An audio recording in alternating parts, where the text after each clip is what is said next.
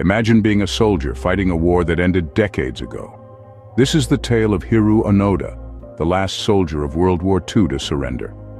In the annals of history, Hiroo Onoda stands out, a man whose determination and resilience transcended the boundaries of ordinary human endurance.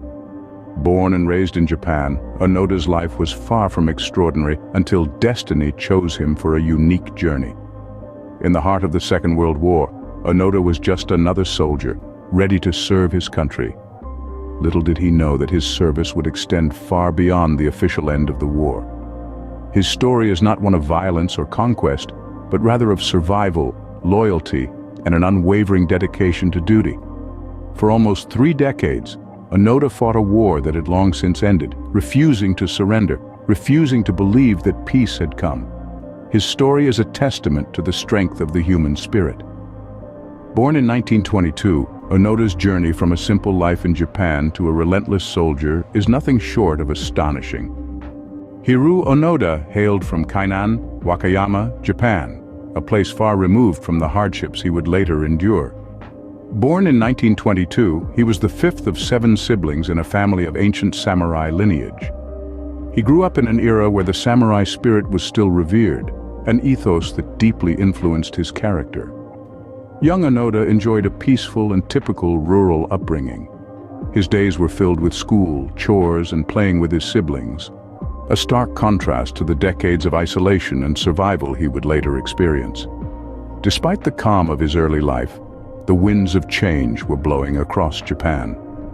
The nation was industrializing rapidly and the military was growing in power. As a teenager, Onoda felt the pull of duty, the call to serve his country. His life took a fateful turn when he enlisted in the Imperial Japanese Army at the age of 18. Onoda's military training was not ordinary. He was inducted into the elite Nakano School, where survival was the only curriculum. At the Nakano School, Onoda's days were consumed by a relentless regimen of physical and mental drills. From the break of dawn till the dead of night, the school was a grueling arena where every waking moment was a test of endurance, discipline, and resolve. In the heart of Tokyo, the Nakano School was far from being a typical military institution. It was a cradle of covert warfare, a forge where soldiers were transformed into shadows, masters of stealth and subterfuge. Onoda was among the select few chosen to tread this challenging path. The school's curriculum was an intense crash course in guerrilla warfare. Onoda was trained to fight, not on open battlefields, but in the dense, unforgiving jungles.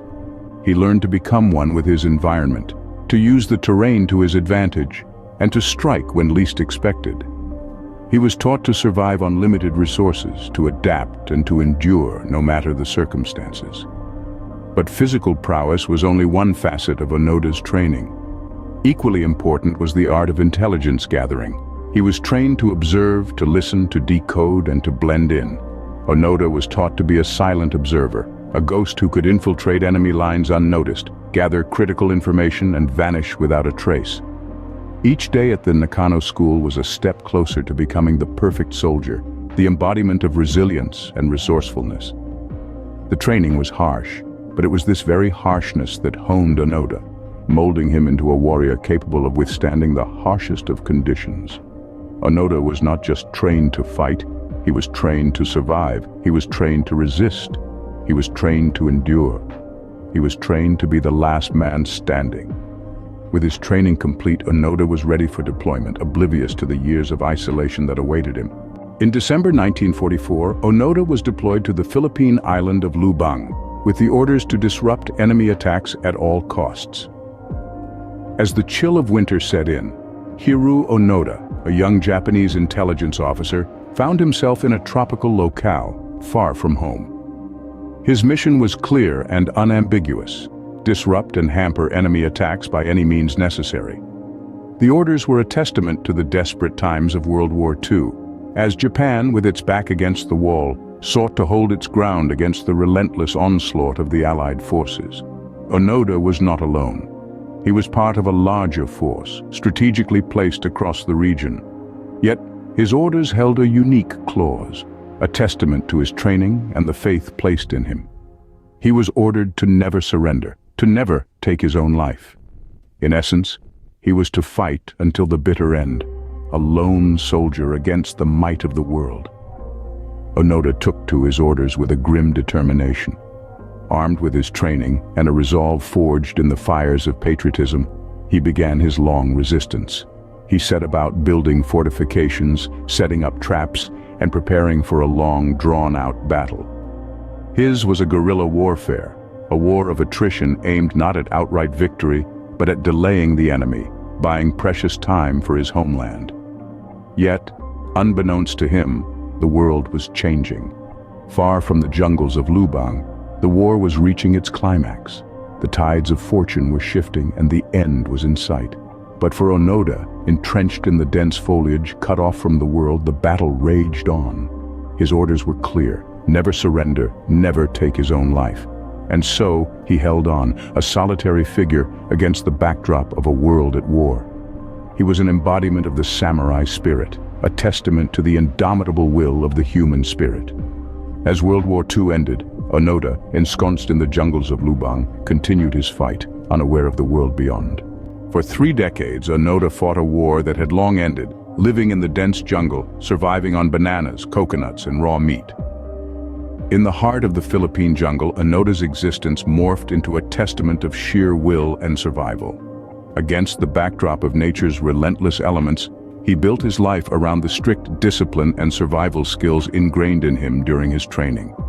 His world was an intertwining mesh of bamboo and vines, a place where the sun's rays were a rare visitor. The air was thick with humidity, and the ground was a tapestry of leaves and mud.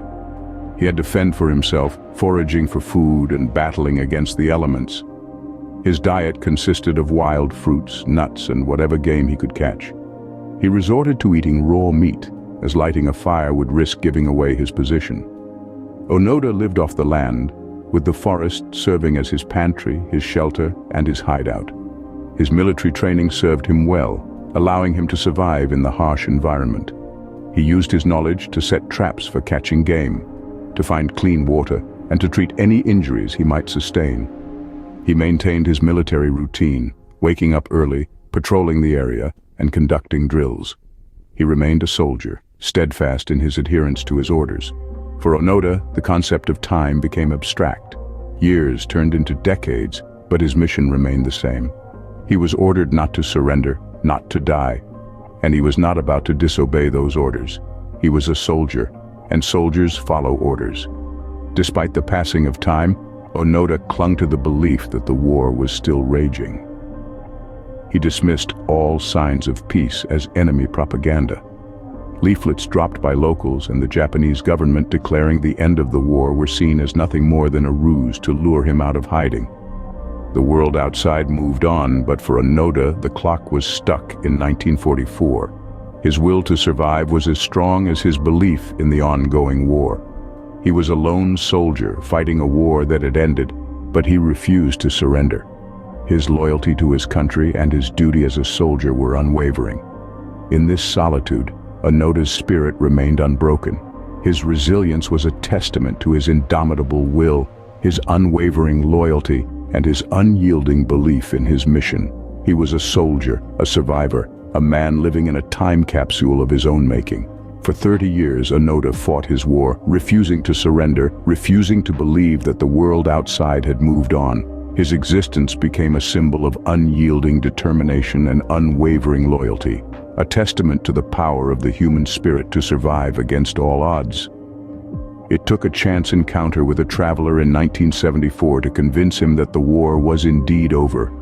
Onoda finally emerged from the jungle, a soldier out of time, his uniform in tatters, but his spirit unbroken. It was in 1974, nearly 3 decades after World War II had ended, that Hiroo Onoda finally surrendered.